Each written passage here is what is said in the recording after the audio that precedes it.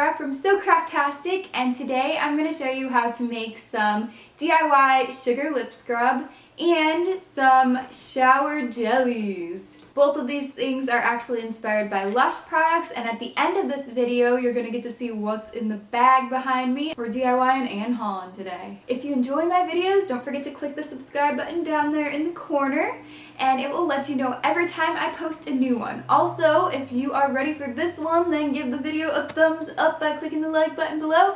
Now let's get into the Lush stuff. First, I'm going to show you how to make this sugar lip scrub.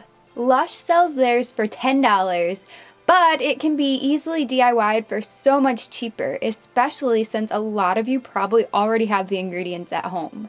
You'll need some granulated or caster sugar, a moisturizing oil such as jojoba, coconut, or olive, food coloring, flavoring such as essential oil or vanilla extract, and cornstarch is optional. Begin by measuring your ingredients. I recommend using at least half a cup of sugar if you combine it with 2 tablespoons of oil like me, because I had to add way more sugar at the end. Pour the sugar and oil or oils into a bowl and mix. You can add a bit of cornstarch to thicken it a bit, but if you don't have any, keep spooning in sugar until the mixture looks and feels like damp sand. If you want to create different colors and flavors from the same batch, split the mixture into multiple small containers.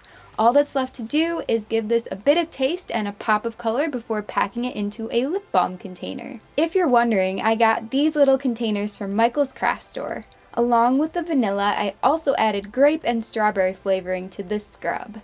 Next, I made a watermelon version, followed by this blue one, which is just vanilla. And this green, which looks almost blinding in this footage, tastes like mint. This lip scrub is perfect for the times that you need to exfoliate your lips and remove dry skin. Now let's move on to the shower jelly. All the products sold at Lush are vegetarian friendly, and some are even vegan. Unfortunately, I couldn't get this vegan gelatin to harden, but I'm going to show you what I did so you won't make the same mistakes. Then I'll show you the version with regular gelatin that was successful. Agar agar is actually used in the 93,000 miles shower jelly from Lush, so I thought it would work just fine when combining it with shower gel and food coloring in some boiling water like so. I simmered for 5 minutes, which was as long as the package said to. I also tried to lessen the amount of water in the second batch I made and increased to 2 tablespoons of agar flakes in the third batch. I may have been on the right path because a small portion at the bottom of the mold did harden after a day, but the rest of the mixture never set up and remained very runny like you can see here. So if you know of a better animal-free version of gelatin to use, please share it with my vegan and vegetarian viewers in the comments section. Just letting you guys know I am not, but I am looking out for you guys. Here's the jelly I made next to the actual Lush product. As you can see, I was able to match the consistency rather well. I used unflavored gelatin and scented shower gel, 2 packets of the gelatin and 1/3 cup of the gel. Pour cool water into a pot and add in both gelatin packets. Now turn on the heat and bring the mixture to a boil. Add in the shower gel, then turn the heat down to a simmer for a few minutes. You can even add food coloring for extra pigment. Now pour the mixture into a silicone mold or a small airtight container. Scoop out the foamy bubbles with a spoon, or you can use rubbing alcohol, and you're going to do this before you put it in the fridge to harden for a few hours. Now you have some wiggly shower jellies. Like I mentioned, I'm not vegan or vegetarian, but I would rather use those types of products on my skin than regular gelatin. But here you can see that gelatin does work great, and you can see how bubbly the jelly gets when you lather with water.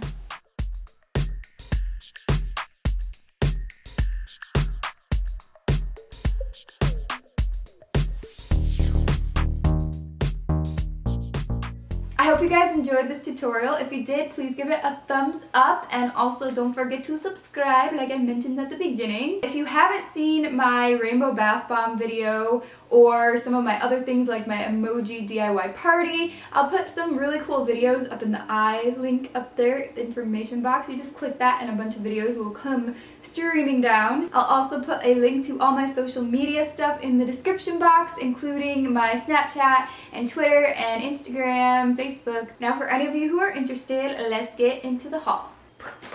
A few months back, I told you guys that I had never been to Lush, and I really honestly thought that it was all bath products. So many of you let me know that Lush is not just for baths. There's not just bath bombs there. There's a ton of other stuff like lotion and hair products and shower stuff. You already saw this in the video, but I got the bubblegum lip scrub. It smells just like bubblegum. I also got the 93,000 miles shower jelly, which I also showed you. This stuff smells cinnamony. I want to do like the Dairy Queen thing where the blizzard doesn't fall out of the cup. There we go. It's like that. Lush actually does use the powdered seaweed or sea plants in their shower jelly, but they're a little bit more skilled at this than I am. I don't have much experience under my belt working on bath products at the moment. The first time I went to Lush, which was around Christmas time, and it was so packed, I only wanted to stay in there for a couple minutes because there were literally so many people I couldn't even move. I want to get rid of my deodorants and upgrade to something that's better for me. I don't know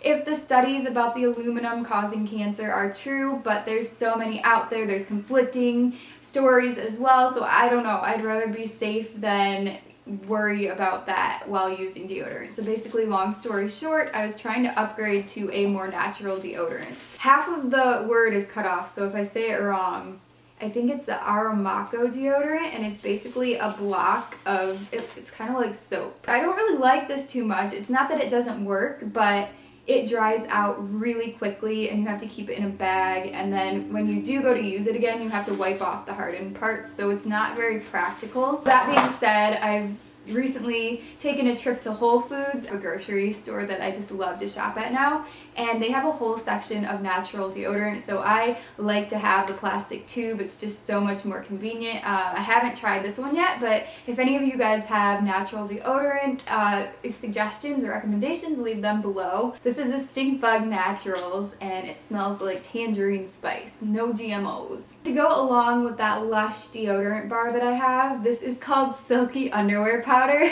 and it's definitely not what you think. It's not to like put in your underwear or anything. That would be gross. This is a dusting powder, so you can put it anywhere on your body to make your skin more silky. If you do use this on your underarm area, it's going to absorb some of the moisture and just leave you feeling fresh. The first ingredient in this is cornstarch and cocoa butter. There's ways to make this on your own as well. I did ask on Instagram, and like I said, my Instagram link is in the description box. I asked you guys for recommendations of Lush products since I had never been there. Well, I had been there, but I hadn't really looked around. This is a Cupcake face mask, which was recommended to me a few times, and I actually do have really oily skin, which is the specialty of this. That's what it's supposed to help fight. This is actually mud in here, Rosol mud and glycerin, and there's also cocoa or chocolate scent and some mint as well. It kind of smells like mint chocolate chip with a hint of mud. I've never used a mud mask in my life, so this is gonna be pretty cool to try out. I get a lot of comments about my hair, and you guys think that it looks nice, which is very flattering because I am cursed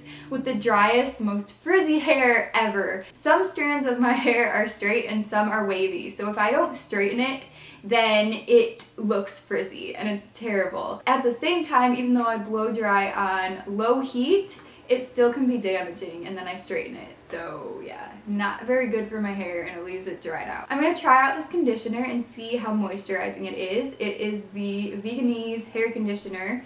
Lemon for shine, seaweed for softness. It has the agar gel, or the agar-agar. I hope I'm saying it right. And I also got this really pretty and yummy smelling shower cream, which is a little bit more moisturizing than an actual shower gel. And I was gonna smell this, but the top's still on. This one is called the Comforter, kind of like a big comfy comforter on your bed. How weird does that word sound when you say it many times in a row. Comforter, comforter, comforter, comforter. All in all, I am looking forward to trying these new Lush products that I bought. There's so many great ingredients in these, and no, I'm not being sponsored by Lush to say any of this. It is so refreshing to see more natural ingredients than all the stuff that you would normally buy from the grocery store or Target or Walmart or whatever, like down that aisle. All that stuff is just like, you never know what is good for your body. There are parabens in this, and I don't know for sure if those are bad or good for you because, again, conflicting things just like the aluminum in the deodorant. So I don't know for sure if that's bad or good, and I've read numerous websites about it and I still don't know. Also the coloring, I don't know how natural that is. I also got the Charity Pot lotion because my hands are forever dry living in this freezing Ohio town. I wanted to try a new lotion to see if it works any better than the stuff I already have. So this is what it looks like. It's a little goopy and just kind of use it like lotion. And I believe that every time you buy a Charity Pot, portions of the sale actually go to charity and helping people. Finally, even though I told you guys that I never take a bath, you guys were like, well, maybe you could just try a bath bomb, just maybe you will like it. Now, I'm not gonna lie to you guys and say that I'm gonna start being a bath girl, but I did get this one. And now, since I don't have my receipt, I forget what it's called. I don't think this is Intergalactic. Which one is this? This is the Shoot. When I do use this, I will put the footage on Snapchat or something, or I'll include it in a video. So you guys will get to see what this looks like if you haven't yet. I just really wanted to see it in person because my rainbow bath bombs that I made were not super pigmented. And I promise you guys I will not let the bath go to waste. I'm not going to just put this in the bath water and look at it and take pictures and then just like drain all the water down. I'll actually take a bath for you guys. That's it. I hope you guys have a great rest of the day, and I will see you very soon in my next video on Sunday this time because I'm doing a life hacks collab. Oh yeah. I'll see you soon. Bye. Bryce. Hello. It's me. That was creepy.